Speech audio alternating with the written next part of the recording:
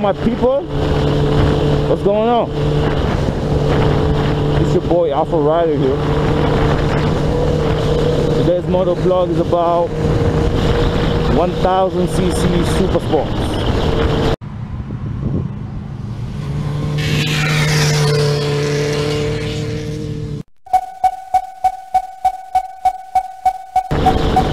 Alright, and the question is, when do you think you're ready to get one? I'm gonna give you guys my opinion, you know. I'm gonna tell you what I think about the subject, and, you know, so you can tell me if I'm right or wrong, you know, or if I forgot some stuff. But this is what I think. 1000cc Supersports. For some of you guys who don't know what I'm talking about the style of motorcycle that I have, like the Suzuki GSX-R1000, the Yamaha R1, the Kawasaki ZX-10R, and the Honda CBR 600RR. No, sorry, 1000RR. So yeah, these kind of sport bikes. And first things first, there are a lot of people that will tell you to never start on the 1000cc Supersport. And I'll say they're right, you know. Yes, you know, there might be a small minority that will get away with having a sport bike or 1000cc and be comfortable with it and ride it hard, but that's going to be a small minority. Alright, if you really look, I'm going to give you an example on the racers.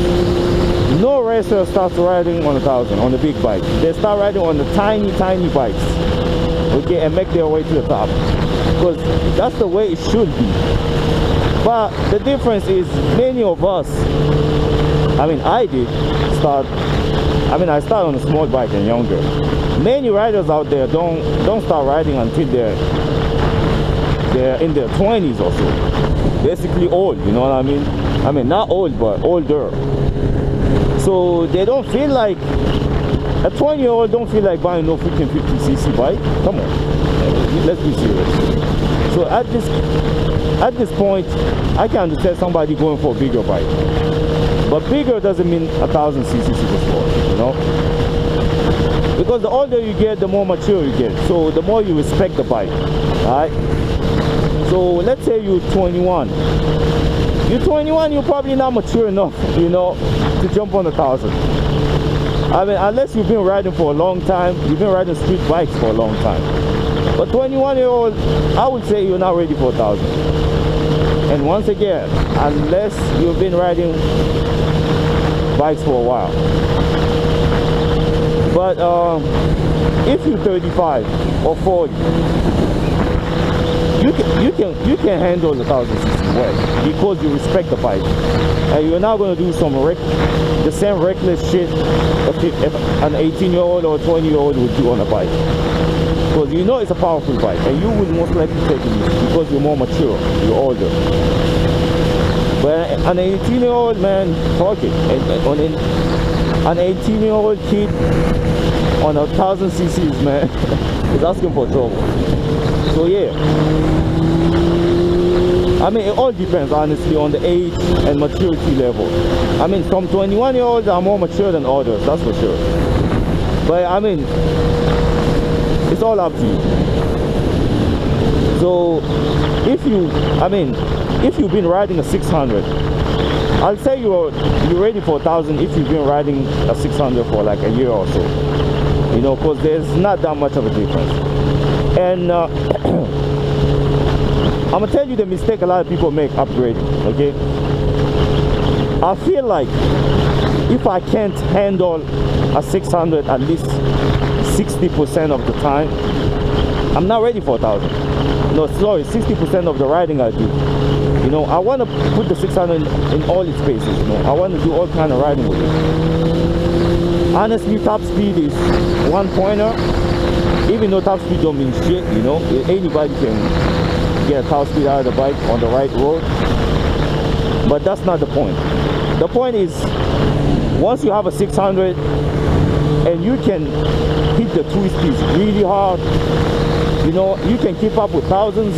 Let's say you go on a group ride. I mean, I have a couple of friends here that have 600, and whenever we're going on crazy rides, they're right next to me or right behind me. I mean, they're keeping up with the thousands because they're riding those 600s hard as fuck, you know. So these motherfuckers need some 1000s, you know what I mean? Because at this point, man, they got that 600 on a leash, okay? They're handling that motherfucker. So in that case, if you're that good on a 600, okay, if you're that good on a 600, you definitely need 1000 because you are riding that bike, all right? And you want more challenge out of your bike, you know. You don't want to see the limit of your bike. That's why people upgrade. That's why when people get 250s, they upgrade from those bikes quick, because they probably, you know, the limit of a 250 is not that high, you know. It's got a small limited learning curve, you know. So, but 600s have a much higher learning curve and, you know, limit than 250s. So it will take you at least 1 or a couple more years, depending on what kind of riding you do and how often you ride. You don't have the bike sitting in the garage for 7 months and be like, I had it for a year, I'm ready. No, I'm talking about real riding. If you know you only ride half the year, take 2 years, you know. Have your experience, be super comfortable on the 600 before getting ready to upgrade on 1000. Okay, and I know a lot of people will tell you, oh, the power difference is not that much. I mean, I didn't know that, okay? I didn't know that jumping from a 600 to 1000. Yes, the difference was a little, but I mean, I took like 3 years off from a 600 before jumping to 1000. So I didn't get the power difference straight up. But when I went to pick up my brother's bike, which was a 600, I felt the difference, you know. I really felt the difference, okay? Thousands have, you know, that it's just a kick that they have the 600s can't match, you know. That torque surge from the bottom, 600s just can't match it, okay?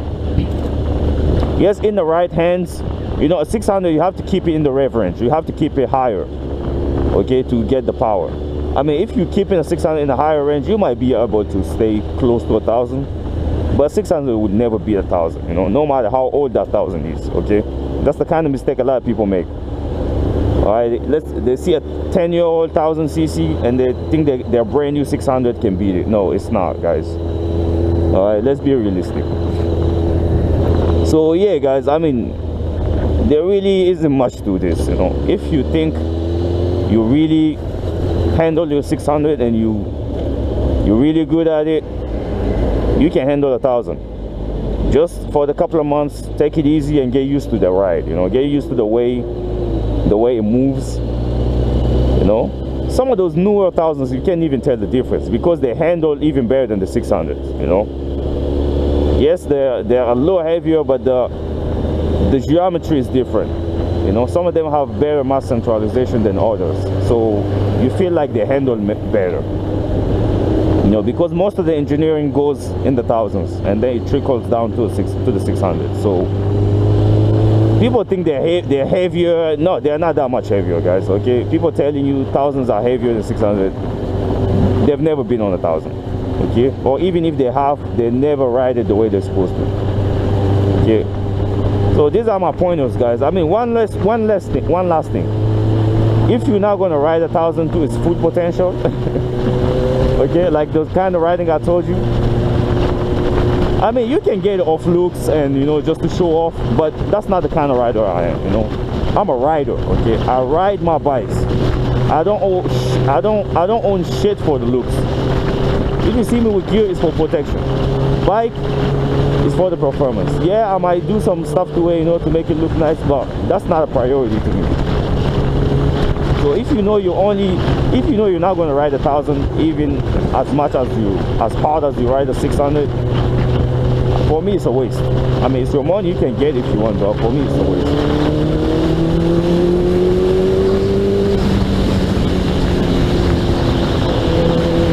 Alright guys, this is my little motovlog, and if you have more questions, let me know. I mean, if you not subscribed If you're not subscribed, go ahead and do. I try to answer your comments, and if you have any motovlog, you know, and that you want me to do, any subject you want me to tackle, I'll do that for you. Alright, I gotta go hit some twisties, try to shoot some nice twisty videos, you know, make myself a music video. Alright guys, I'm out. Peace. Let me split those cars and get the fuck out.